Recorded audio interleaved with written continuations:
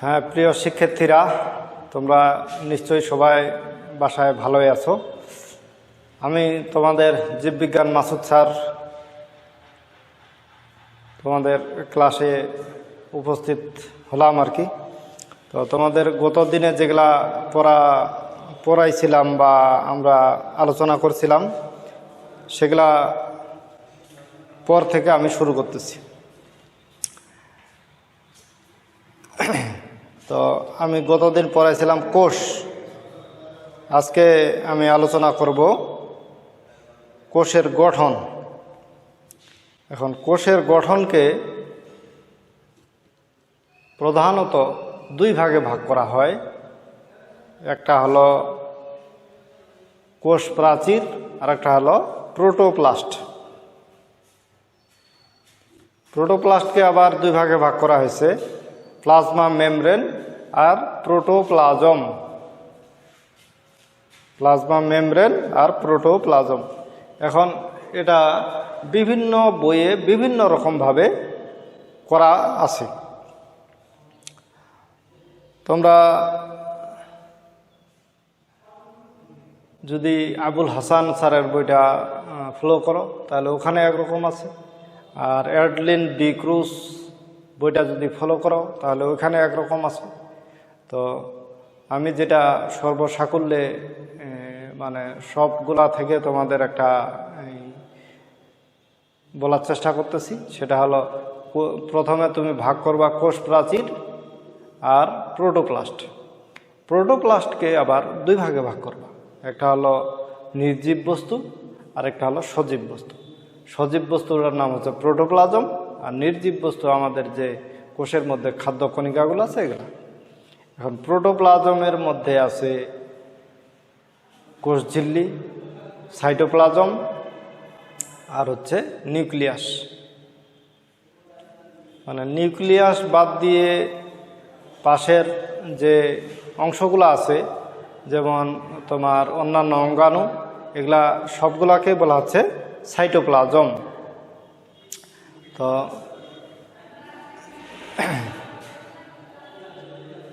এখন এই সাইটোপ্লাজমের মধ্যে আবার অনেকগুলা অঙ্গাণু আছে। যেমন তুমি এটা ছোট থেকে পড়ে আসতেছো, মানে 6 থেকেই পড়ে আসতেছো, সেটা মাইটোকন্ড্রিয়া, ক্লোরোপ্লাস্ট, তারপরে Golgi body, endoplasmic reticulum, lysosome.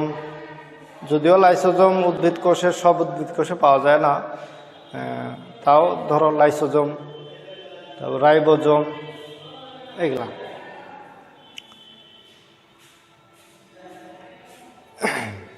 এখন তোমরা চলে যাওয়া হচ্ছে মূল যে সিলেবাস, তোমাদের যে পাঠ্যসূচি বোর্ড কর্তৃক নির্ধারিত আছে, সেটা হচ্ছে কোষ প্রাচীর থেকে শুরু। কোষ প্রাচীর আলোচ্য বিষয়। এখান থেকে তোমার সৃজনশীল প্রশ্ন হোক, এমসিকিউ প্রশ্ন হোক, এখান থেকেই আসা শুরু। আগে যেগুলা পড়লাম এগুলা তোমার সিলেবাসের বাইরে যদিও, তথাপিও এই কোষের সংগঠন বা কোষের গঠন জানতে হলে কোষ সম্বন্ধে তো প্রথমে জানতে হবে। এটা হচ্ছে ভূমিকার মতো পড়াশোনা, ওখান থেকেও এমসিকিউ আসতে পারে, তাহলে ওটা হচ্ছে ভূমিকার মতো। আর এদিকে যে কোষ প্রাচীর, এটা হচ্ছে তোমার সিলেবাসে পড়া, মানে আমাদের বোর্ড কর্তৃক নির্ধারিত পড়া। এখান থেকে আমরা পড়া শুরু করব। এখন আমি একটা কোষ প্রাচীরের যে সূক্ষ্ম গঠন, যেটা মানে আণুবীক্ষণিক গঠন, আমরা তো কোষ প্রাচীর এমনি কোষের মধ্যে এক লাইন টেনে আঁকা দিই, কিন্তু এখানে আরও অনেক কথাবার্তা আছে। এখন ওই কথাবার্তাগুলো তোমার এইচএসসি লেভেলে পড়তে হবে বা জানতে হবে। এজন্য আমি হচ্ছে কোষ প্রাচীরের ওই সূক্ষ্ম গঠনের ছবি আর্ট করতেছি। তোমরা ছবিটার দিকে একটু খেয়াল করবা, এভাবে করে আঁকাবা।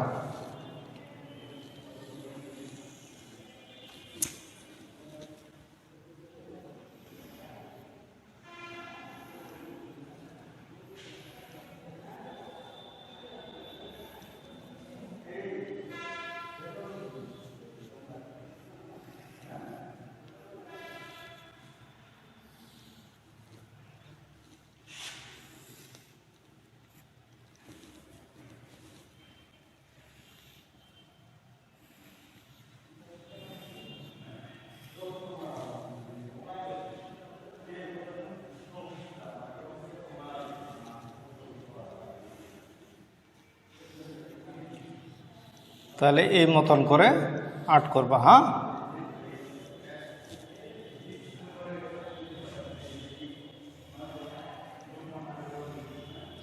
এখানে চক দিয়ে আর্ট করতেছি, এজন্য হয়তো তেমন ভালো না হইতে পারে। তুমি বাসায় পেন্সিল দিয়ে ভালো করে প্র্যাকটিস করবা।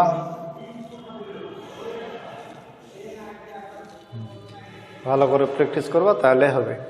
এখন আমি যেটা মূল রেখা আর্ট করলাম, এটা তুমি হয়তো আমি চক দিয়ে একটু ডিপ করে দিয়েছি।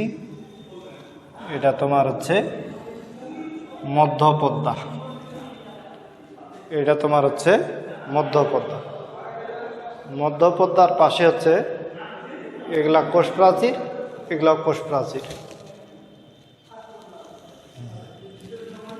এই পাশেও কোষ প্রাচীর, এই পাশেও কোষ প্রাচীর।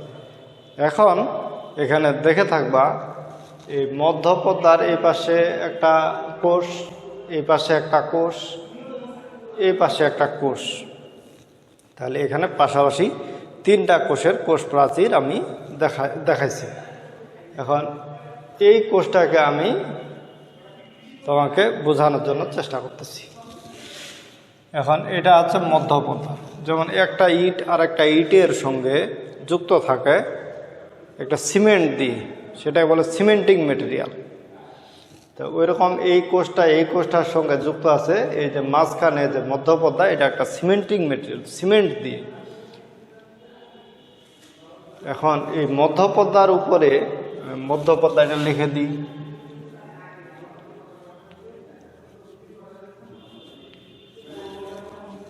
মধ্যপদ্মা। এই মধ্যপদ্মার উপরে যখন কোষ বিভাজন হয়, মানে কোষ বিভাজিত হয় তো কোষের উৎপত্তি হয়, কোষ বিভাজন হয়। এখন এই মধ্যপদ্মার উপরে আস্তে আস্তে আস্তে আস্তে আস্তে কোষ প্লেট তৈরি হয়। কোষ প্লেটটাই হচ্ছে প্রাথমিক কোষ প্রাচীর।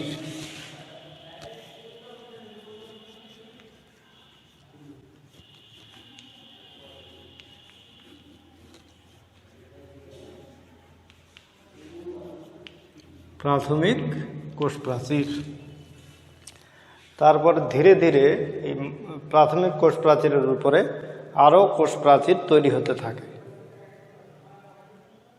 তখন সেগুলোকে বলা আছে সেকেন্ডারি কোষ প্রাচীর। এখান থেকে এটুকু পর্যন্ত এটাকে বলা আছে সেকেন্ডারি কোষ প্রাচীর।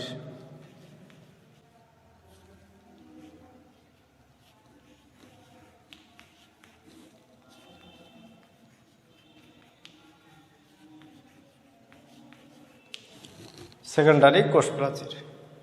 এখন তুমি হয়তো দেখে থাকবা যে এই পাশে একটু ফাঁকা রাখছি, এই পাশে একটু ফাঁকা রাখছি। কেন এই জায়গাটাতে ফাঁকা রাখলাম? ফাঁকা রাখার একটা কারণ আছে অবশ্যই। কারণটা হচ্ছে কোষের মধ্যে তো খাদ্য উপাদানগুলো যাওয়া লাগবে, নাহলে তো কোষ বেঁচে থাকবে না।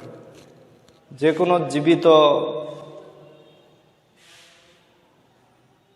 জীবের বা কোষের, যেটা জীবিত আমরা বলি, জীব বলবো, সেটারে 3টা বৈশিষ্ট্য আমাদের মনে রাখতে হবে। একটা হলো খাদ্য গ্রহণ, আর একটা হলো রেচন, মানে বর্জ্য পদার্থগুলা বের হয়ে যাওয়া, আর আরেকটা মনে রাখতে হবে, সেটা হচ্ছে রিপ্রোডাকশন। রিপ্রোডাকশন মানে জনন। যদি জীবিত কোনো বস্তু হয়, বস্তু তো বলবো না, জীবিত জীব বা জীবিত কোষ, তাহলে ওটা বিভাজিত হবে, 1টা থেকে 2টা হবে, 2টা থেকে 4টা হবে, এরকম টাইপের হবে।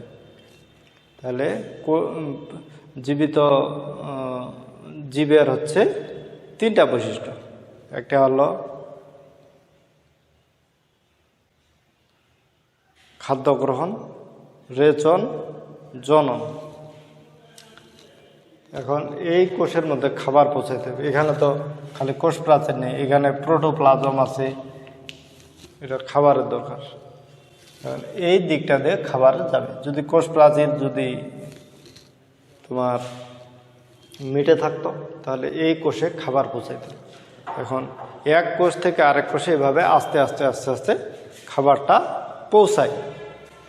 তাহলে এই কোষে যখন খাদ্য যাবে, এটা তখন যখন ভরে উঠবে তখন অসমোসিস প্রক্রিয়া এই নালী দিয়ে এই কোষে খাবারটা পৌঁছাবে। এখন এই যে এই অংশটা কোষ প্রাচীরের এই অংশটা এটা হচ্ছে গর্তের মতো দেখায়। যদি তুমি মাইক্রোস্কোপে দেখো তাহলে এটাকে গর্তের মতো দেখাবে। এজন্য এটাকে ইংলিশে বলে পিট, হ্যাঁ, আর বাংলায় বলে কূপ। ইংলিশে বলে পিট, বাংলায় বলে কূপ। এখন এই কোষের যেখানে পিট থাকবে ওই পরের পাশের কোষের ওই একই জায়গায় পিট থাকবে। পাশের কোষের যদি একই জায়গায় পিট না থাকে তাহলে তো কাজটা হবে না, যেই খাবার পৌঁছানো বা পানি যাওয়া ওটা তো কাজটা বিঘ্ন ঘটবে। ওই জন্য দুইটা পিট পাশাপাশি থাকে। এখন যে কোনো দুইটা জিনিসকে আমরা বলি পেয়ার, মানে জোড়া, যেমন এক জোড়া জুতা এরকম টাইপের, তাহলে জোড়া জোড়া হয়ে থাকে।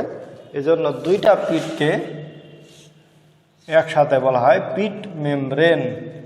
এই যে পিট মেমব্রেন,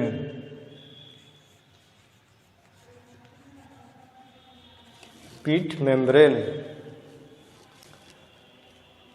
এখন তোমার ক নম্বরের প্রশ্নে আসতে পারে যে পিট মেমব্রেন কি, তাহলে তুমি তখন এভাবে প্রশ্নের উত্তর দিবা যে দুটি কোষের পাশাপাশি দুটি কোষের কোষ প্রাচীর যখন দুটি গর্ত একসাথে অবস্থান করে বা দুটি পিট একসাথে অবস্থান করে, দুই পিটকে একসাথে বলে পিট পেয়ার, পিট পেয়ার।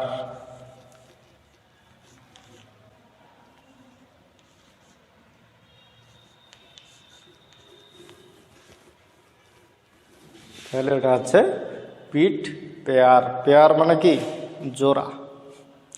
তাহলে এইভাবে করে তুমি কোষ প্রাচীরের গঠন চিত্রের মাধ্যমে বর্ণনা করবে। এখন এই কোষ প্রাচীরের যে চিত্র আর্ট করলাম, এখন তোমার এই কোষ প্রাচীর, প্রাথমিক প্রাচীর, সেকেন্ডারি প্রাচীর, কিছু কিছু ক্ষেত্রে টারশিয়ারি প্রাচীরও হয়। টারশিয়ারি প্রাচীর মানে সেকেন্ডারি প্রাচীরের ভিতরে। তো সেকেন্ডারি প্রাচীর যখন তৈরি হয়ে গেল তখন কি হবে, যে কোষের যে প্রোটোপ্লাজম ওটা আস্তে আস্তে ছোট হয়ে আসবে। কোষের প্রোটোপ্লাজমটা আস্তে আস্তে ছোট হয়ে আসবে, কারণ কোষ প্রাচীর বাড়তেছে, ও তো বাড়ার জায়গা নেই, ও কোষটার ভিতরের দিকে বাড়তেছে। যেমন একটা রুমটার যদি ভিতরে আমি ওয়ালটা আস্তে আস্তে দিতে থাকি তাহলে রুমটা ছোট হয়ে আসবে। ওই একই রকম কোষটা একটা যদি রুমের মতো ধরি তাহলে এই কোষ প্রাচীরগুলো বাড়তে বাড়তে বাড়তে বাড়তে ভিতরের রুমটা ছোট হয়ে আসবে। তো কিছু কিছু কোষের ওই রকম হয় যে কোষ প্রাচীরটা বাড়তে বাড়তে বাড়তে বাড়তে ভিতরে যে প্রোটোপ্লাজম আছে ওটা আসলে নষ্টই হয়ে যায়। তখন এটা পুরোটাই কোষ প্রাচীরে পরিণত হয় এবং ওই কোষগুলায় হচ্ছে আসলে আমরা যেটা উড বা কাঠ বলি, যেটাতে আমরা চেয়ার টেবিল তৈরি করি, আসবাবপত্র তৈরি করি, এটা আসলে কোষ প্রাচীর। তখন এটা সার কাঠ পরিণত হয়, ওটা শক্ত হয়ে যায়। হ্যাঁ, এখন এই যে তোমার আমি প্রাচীর বললাম, এই প্রাচীরগুলো তো কোনো না কোনো রাসায়নিক পদার্থ দিয়ে তৈরি। তো ওই রাসায়নিক পদার্থগুলো কি কি ওটা একটু বলতে হবে। এখন এখানকার প্রাথমিক প্রাচীরের রাসায়নিক পদার্থ হচ্ছে, প্রধান উপাদান হচ্ছে সেলুলোজ। সেলুলোজ উপাদান দিয়ে তৈরি। এখন তুমি প্রশ্ন করতে পারো সেলুলোজ জিনিসটা কি? সেলুলোজ জিনিসটা একটি রাসায়নিক পদার্থ, এটা অনেকগুলা গ্লুকোজ অণু দিয়ে তৈরি হয়। এখন এর মধ্যে আরও কিছু উপাদান আছে সেকেন্ডারি প্রাচীরে, হেমিসেলুলোজ, লিগনিন, সুবেরিন, ওয়াক্স, এই টাইপের অনেকগুলা পদার্থ দিয়ে এই কোষ প্রাচীর তৈরি। যখন কিছু কিছু ক্ষেত্রে যেমন ছত্রাক, ব্যাকটেরিয়া ওইগুলার ক্ষেত্রে কোষ প্রাচীরের গঠনে একটু ভিন্নতা আছে। যেমন তুমি যদি ছত্রাকের কোষ প্রাচীর ধরো, ছত্রাকের কোষ প্রাচীর সেলুলোজ নির্মিত নয়, সেটা হচ্ছে কাইটিন নির্মিত। আর যদি ব্যাকটেরিয়ার কোষ প্রাচীর ধরো, ব্যাকটেরিয়ার কোষ প্রাচীর আবার মিউকোপ্রোটিন নির্মিত। তাহলে এগুলা তোমাকে আলাদা করে মনে রাখতে হবে। এখন এখান থেকে তুমি মনে রাখলা, তারপরে তোমার আসবে হচ্ছে কোষ প্রাচীরের কাজ। কোষ প্রাচীর কি কাজটা করে? কোষ প্রাচীরের কাজটা তো বুঝতেই পারতেছ। উদ্ভিদের তো কঙ্কাল নাই, যে উদ্ভিদ শক্ত হয়ে দাঁড়া থাকবে। উদ্ভিদের কোষগুলা কঙ্কালের মতো কাজ করে, এই জন্য উদ্ভিদকে আমরা যখন নাড়াচাড়া করি বা নাড়ি, তখন সেটা শক্ত, কারণ হচ্ছে ওদের কোষে কোষ প্রাচীর আছে। কোষ প্রাচীর থাকার কারণে উদ্ভিদ শক্ত আর প্রাণী নরম। তাহলে উদ্ভিদের দৃঢ়তা প্রদান করা একটা কাজ, আর একটা কাজ হচ্ছে উদ্ভিদের কোষের একটা কাঠামো বা গঠন তৈরি করা আর একটা কাজ।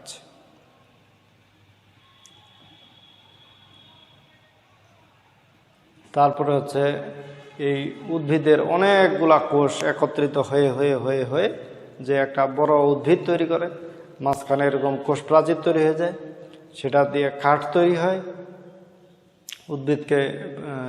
উদ্ভিদে মনে করো যে প্রতিকূল পরিবেশে তোমার ঝড় হয়, তখন উদ্ভিদ যাতে হেলে না পড়ে সেই দিকটা ওই কোষ প্রাচীরটাই আসলে মুখ্য ভূমিকা পালন করে, এবং কাঠ দিয়ে সেই প্রতিকূল পরিবেশের বিরুদ্ধে ওরা রুখে দাঁড়ায় এবং সোজা হয়ে দাঁড়িয়ে থাকে। এখন তাহলে আজ এই পর্যন্তই। হ্যাঁ, তো আগামীতে এই কোষ প্রাচীরের সূক্ষ্ম গঠন ওগুলা নিয়ে আবার আলোচনা করব। তোমরা বাড়িতে আস্তে আস্তে পড়াশোনা শুরু করো, নাহলে কী হবে, এই পিছায় থাকবা বলতে সায়েন্সে পড়লে তোমাক মানে একটি মুহূর্ত নাই যে তোমাক পড়াশোনা বন্ধ রাখা যাবে। হ্যাঁ, তোমার এই এইচএসসি লেভেলটাতে যেহেতু একটা গুরুত্বপূর্ণ অধ্যায়, এখানে অনেকগুলা তোমার হচ্ছে সিলেবাসটা অনেক বড় এবং তোমার টাইমটা অনেকটা শর্ট হয়ে গেছে। এই যে তোমরা এসএসসি পরীক্ষা দিয়ে অনেকটা সময় বসে থাকতেছো, এই যে এত কম সময়ের মধ্যে তোমাকে এত বড় একটা সিলেবাস পড়তে হবে, এই জন্য তোমার পড়াশোনাটা চালা যেতে হবে। আর পড়াশোনা বন্ধ রাখলে কী হবে, তোমার এদিক ওদিক মন যাবে, অনেক খারাপ জিনিস তোমাকে কি বলে মানে হাতছানি দিয়ে ডাকবে। তোমার এই সময় যে বয়স, যে হরমোনজনিত মানে চেঞ্জ বা প্রবলেম, ওগুলোর কারণে তোমাকে মানে পরিবেশ প্রকৃতি সব দিকে তোমাকে হাতছানি দিয়ে ডাকবে। এই জন্য এই বয়সটাতে খারাপ হয়ে যাওয়ার সম্ভাবনা বেশি। এই জন্য পড়াশোনায় যদি মনোযোগী থাকো, তাহলে ওইদিকে খারাপ হওয়ার সম্ভাবনাটা কমে যায়। হ্যাঁ, তো তাহলে তোমার বইয়ের প্রতি একটা নেশা থাকতেছে, পড়াশোনার প্রতি একটা নেশা থাকতেছে। যখন এই নেশাটা থাকবে, তখন অন্য নেশাগুলোকে কাটিয়ে ওঠা তোমার জন্য সহজ হবে। হ্যাঁ, এখন তুমি যে অনলাইনে বা মোবাইলে ভিডিও দেখতেছো, আমার ভিডিও দেখতেছো, হ্যাঁ, এখন দেখলা ঠিক আছে, কিন্তু ওইটাতে অন্য কাজ করে সময় নষ্ট করবা না আর কি। মনে করো এইটা ভিডিওর কথা বলে অন্য ভিডিও দেখতেছো, এরকম সময় নষ্ট করবা না। হ্যাঁ, তা তোমরা আশা করি সবাই মানে ভালো থাকবে এই কামনায়। হ্যাঁ, তো আচ্ছা, ঠিক আছে, ভালো থাকো। আগামীতে তোমাদের আরও অন্য টপিকস নিয়ে আস্তে আস্তে আমি সিলেবাসটা শেষ করব।